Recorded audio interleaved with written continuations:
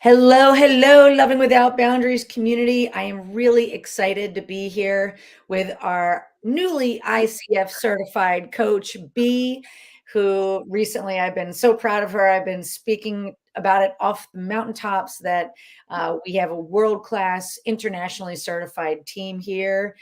B just passed her exam and she is now an associate certified coach. So I want to make sure to highlight that. So, B, we are so proud of you.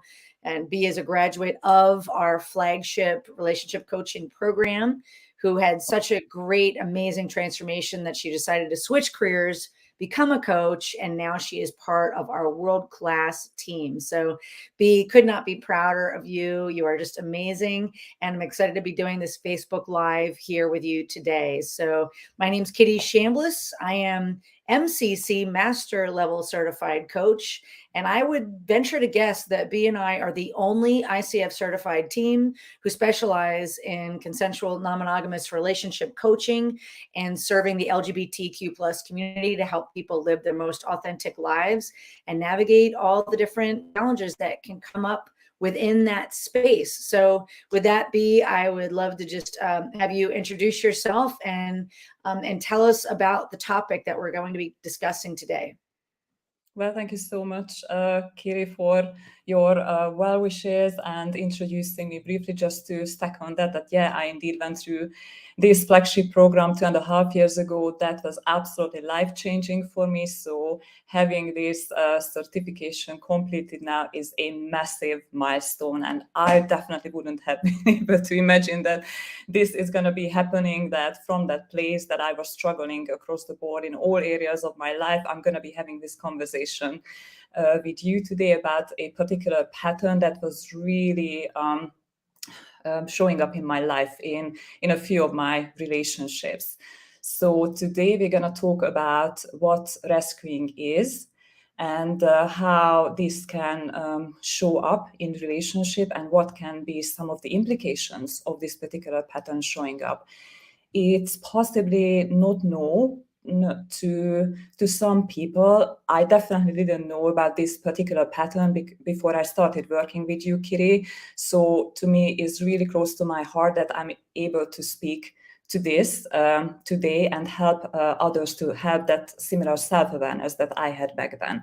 So a rescuing pattern is a complex behavioral pattern that is mostly unconscious. So I really want to lay that down at the beginning of this conversation, that there's absolutely no intention here of shaming or judging anyone here. This is something that can happen subconsciously. We don't even notice it, and especially if we don't have the awareness of what it is and how it looks like, we may misinterpret this for something else. So there can be many contributing reasons why rescuing appears in a person, and this can vary from person to person and from situation to situation as well. Of course, there's absolutely nothing wrong with helping and supporting others, but how rescuing differs is that there's some compulsion behind it, there's some self-sacrifice on occasion, enabling poor behavior in others, and sometimes it comes from a more malicious place with a control, gaining control over someone else. So there can be really many reasons why this show up and many ways that it can manifest in relationships. So some of the contributing factors, and I'm mentioning this because, excuse me, I definitely want to remove the shame around this. That a contributing factor can be, for example, how and what was modeled for us in the childhood environment that we come from. That might be just the way that we think that relationship work, that we might need to show up enabling or self-sacrificing because this is what we saw. So this is how relationships work. That can be another contributing factor as well. For example, that was the family dynamic. In my case, I was in between my parents, for example. I was the middleman between the two of them, and they kept complaining each side to me. This has probably started when I was 7 or 8 years old, and they were like, your dad and your mom. And I was put on the position to try to pacify my parents. So this is how it started for me. there can be other underlying unconscious contributing factors.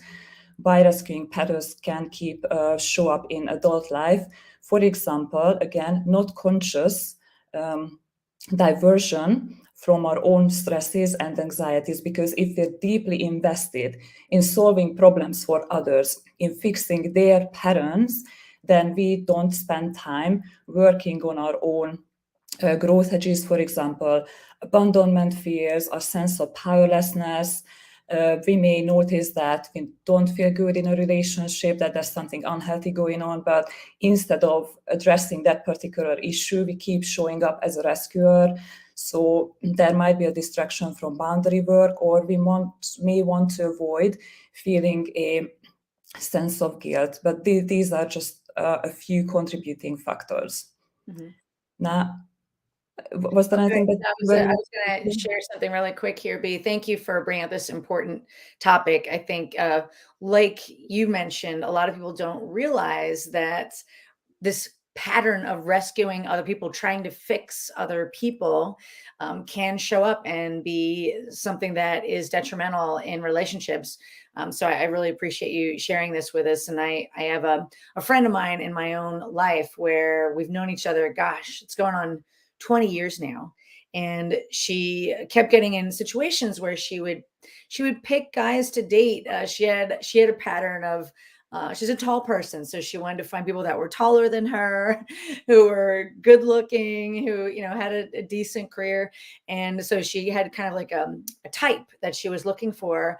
And sometimes part of that was that maybe they had some emotional issues going on. Maybe they had a troubled past in their families, and maybe they were having trouble kind of getting practicing emotional intelligence, navigating their feelings. And my friend got into a pattern where she kept picking guys that kind of needed her help, and and those relationships never worked out. They ended up in heartache for her over and over again, and to the point where she's not in any relationship right now and hasn't been for years, because I think she realized that she just couldn't seem to break that pattern of finding people that she felt she needed to fix. And so I just wanted to share that as a really quick example of sometimes these patterns can be there for decades, and people might not be able to figure out how to break them. But I'd love it if you could continue to expand on this to help other folks understand this a little bit better. Yeah, absolutely. And as you shared this story, Kiri, actually something else popped up for me that I've not thought about before. That yes, absolutely. If we keep attracting the same people into our lives, that's not a coincidence. It's simply an important sign for us. If it's something that can be detrimental to our well-being, it's something that we need to and want to look at in order to create a very different pattern in our lives. So as you shared about your friend, I remember that I had something similar going on as well, because sometimes people who have a lot of empathy, for example, and a lot of compassion for others, they really want to help, they really want to support other people, and sometimes they can do this to a degree that they neglect their own boundaries, their own well-being. And if this is something that keeps running inside us as an automated response, then we're going to have the sensitivity to stop those people who struggle with some kind of issue. So it's like one spite, it's gonna fit the others wounds, or my skill set is gonna fit what the other person needs, and that is subconscious. So it's not like I'm gonna go out in the world and wanna become a rescuer and possibly disempower someone else and myself as well in the process, and neglect my own well-being and burn myself out. It's not about that.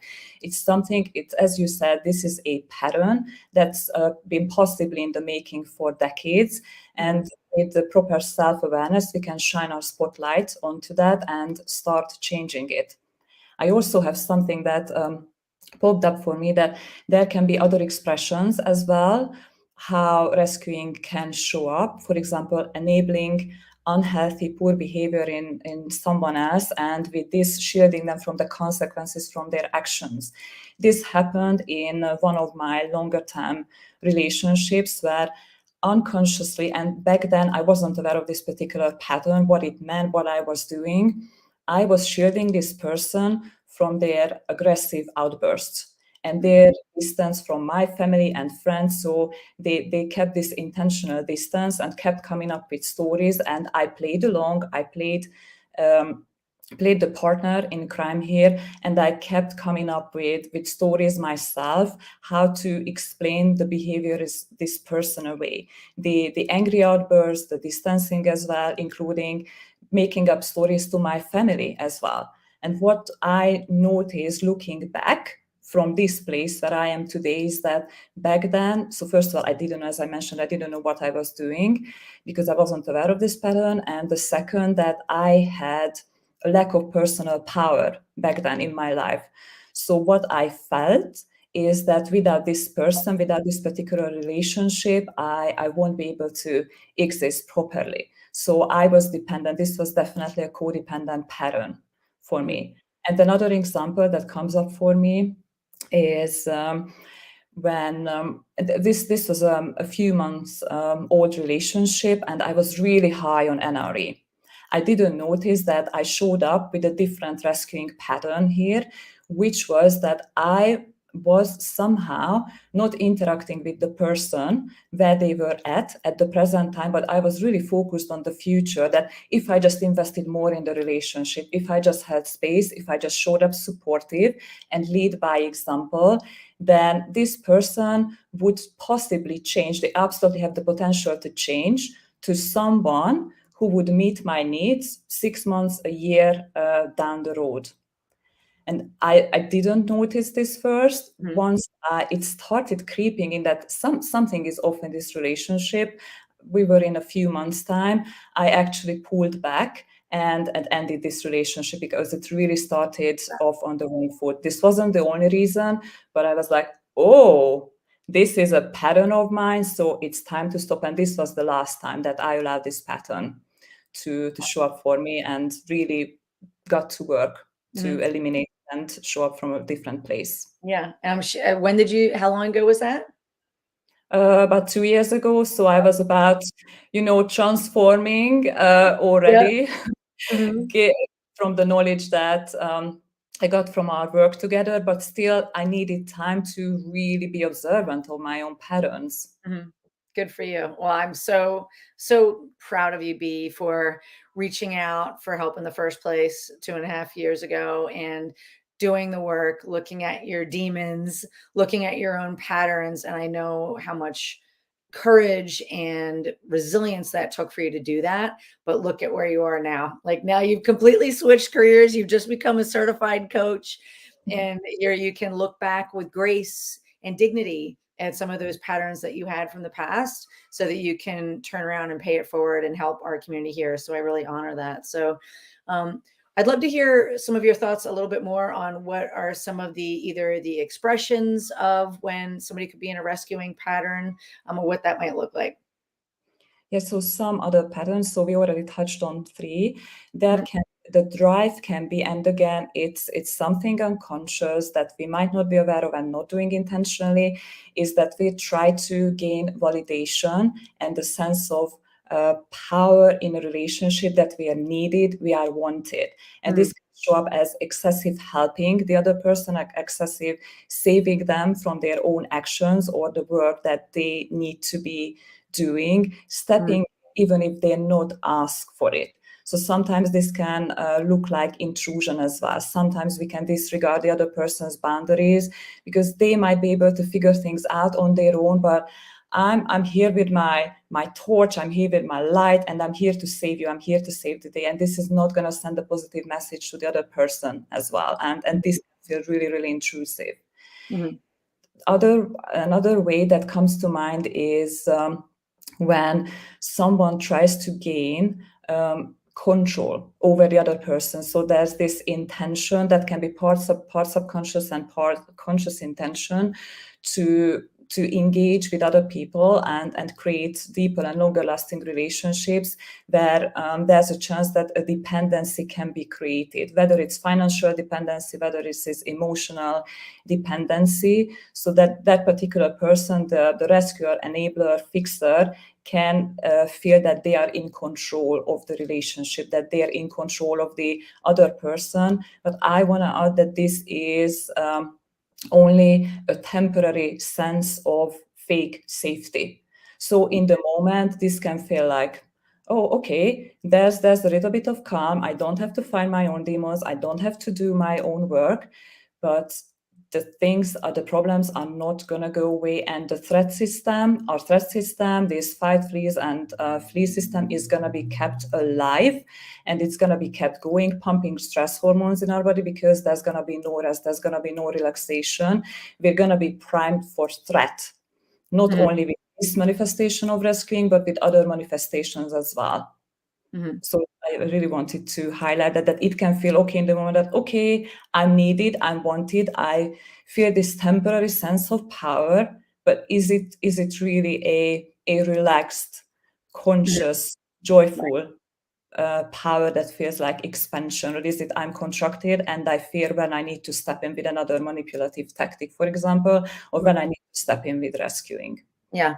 Thank you for sharing that. It's such an important topic that I'm really glad that you brought up, and it really can chip away at that person's sense of self-esteem who is in that kind of pattern, that dynamic of feeling compelled to try to fix other people or enable their behavior so that they're not really growing when they are in that rescuer mode. And it can, as you said, it can lead to self-esteem issues. It can lead to burnout, just exhaustion from all those cortisol type of hormones running through the body if they're always in that fight, flight, or freeze mode. And it can also negatively impact their sense of self-esteem, because inside there may be a part of that individual who realizes that they're not living their most authentic self. They're not in complete integrity. And it can also lead to resentment, which can also wreck relationships and destroy connection. And like we said, also on the worst ways, it could lead to self-loathing. And of course, when we're talking about multiple relationships, they're tricky, right? They're complex. When add more people, add more complexity, more things to navigate. And that's why a lot of times people come to us to do the work here with coaches, because when things are more complex, when they are highly complicated, oftentimes people need advanced skills with the help of an outside person, a coach, to help them navigate that. And there's no shame in raising your hand and asking for help. I found that I sought out therapy, for example, different times in my life when I struggled with depression and things of that nature. And thank goodness I did not shame myself for reaching out for that help, whether it was with a therapist or whether it was with a business coach, and did what I needed to do to navigate that moment of my life. So I think that's also why being in this type of a helping profession, being a coach, is so important. Is there were so many people in my life that helped me when I was down and out or confused and didn't know how to navigate something. And it's such a privilege and an honor to be able to give back to other people by with the gifts that we have gained by studying to do this profession. So what would you say are some of the ways to navigate up and out of this pattern of rescuing that you've noticed from your research, from your own life? What comes up for you? I would definitely say that this boils down to starting with self-awareness. And I really want to stack on what you shared and add the question why we might need someone else to read the label when we're inside of the jar. I really love this analogy that you mentioned. I really love this, that why we might need some help with self-awareness. So when it comes to, for example, rescuing, one of my favorite questions that I like to ask across the board in my life, and I'm going to give you here, is what is my intention with what I'm about to say or do?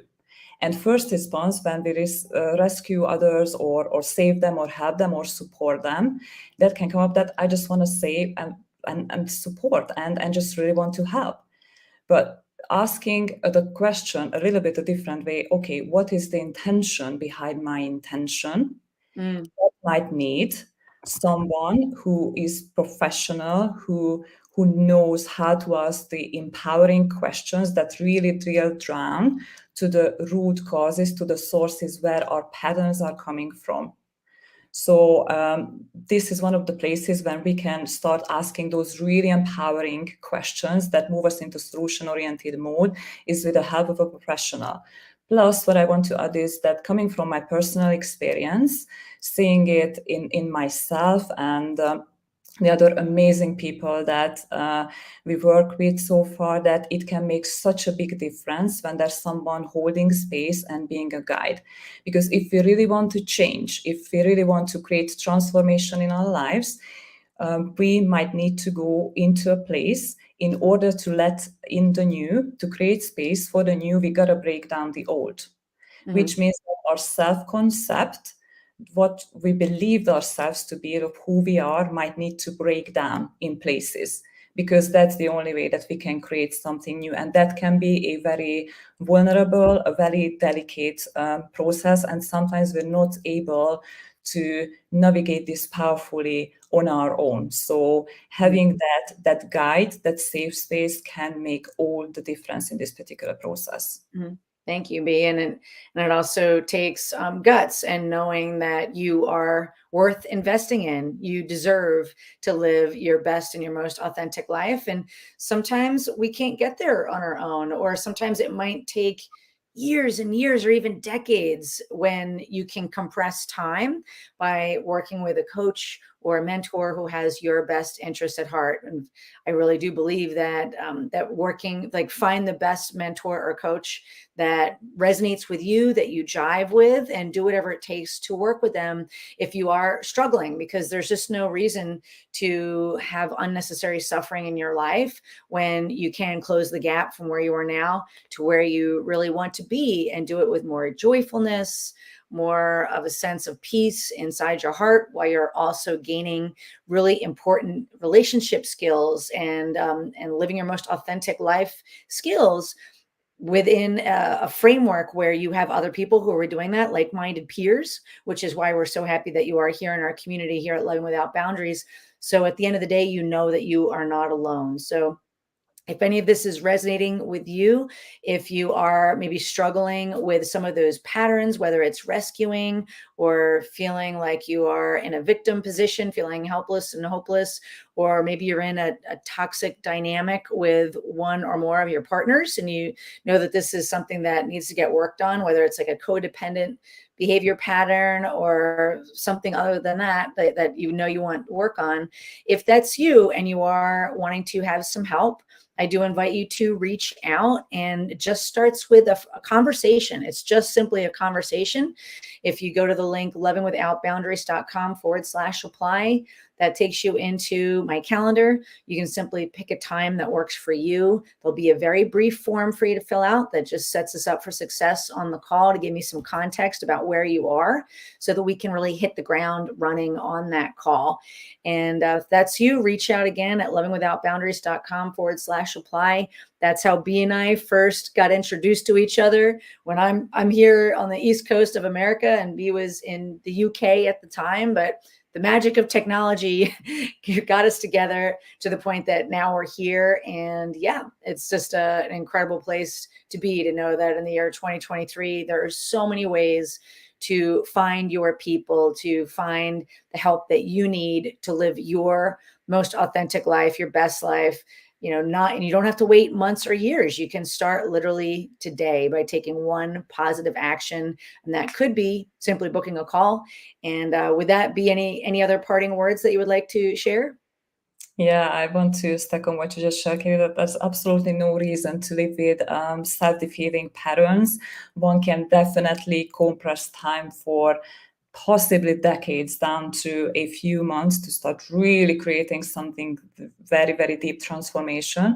But what I wanted to add is that many of us possibly not grew up in that environment when this was highlighted, that emotional fitness is equally important part of our lives, having that particular skill set of emotional regulation, the ability to be able to have conversations of the field of understanding with other people, that this is equally important, such as looking after our body, for example, getting enough sleep, or I don't know, exercising. So this is definitely part of a healthy life that's called emotional fitness. I recently came across this term and I absolutely love it because it deeply resonated with that. Yeah, this is such an important skill set. I wish that I heard of this, that this is just important. Even if I don't have personally any particular trouble, to me, it's become part of me to just really look after myself on a daily basis. Mhm. Because yeah, that's important.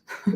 I love that phrase. I don't know that I've heard that before. So thanks for bringing that to my attention. So I wrote that in the chat here, the comments, that emotional fitness is so important for your ultimate happiness. Because otherwise, what are we here for, right? We're here to make the world a better place and to live our happiest and our best lives and to connect with other people that we love. So with that, I will just end with saying thank you for being a part of our Loving Without Boundaries community. We really, truly care about your well-being. That's why B and I do this work, and it is an honor and a privilege to serve this community to the best degree that we know how. And we intend to keep doing that because we love you and we care about you. So with that, I think we can leave it here, B, and just say again, congratulations to you, B, for your recent certification as an internationally certified coach with the ICF at the ACC level. And just want to say again, thank you for being a part of our community. And until next time,